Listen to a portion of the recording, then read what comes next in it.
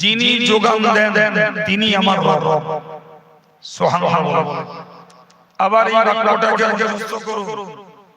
আমাদের জীবনে যখন যতটা পরিমাণ প্রয়োজন যিনি যোগান দেন তিনি আমাদের রব।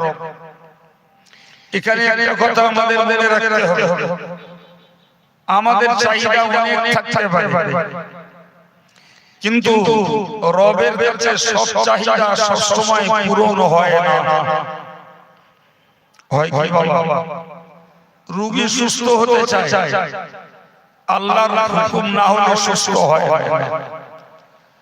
গরিব মানুষগুলো ধনী হতে চায়, আল্লাহর ইচ্ছা না হলে ধনী হয় না। যারা লেখাপড়া শিখেছে তারা চাকরি পেতে চায়, আল্লাহর ইচ্ছা না হলে চাকরি তাদের নসিবে জোটে না।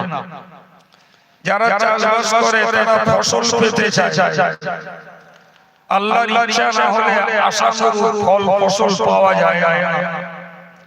ব্যবসায়ী ভাইরা ব্যবসা করতে যায়, ব্যবসায় তারা লাভবান হতে চায়, আল্লাহর ইচ্ছা না হলে ব্যবসায় তারা লাভবান হতেও পারে না।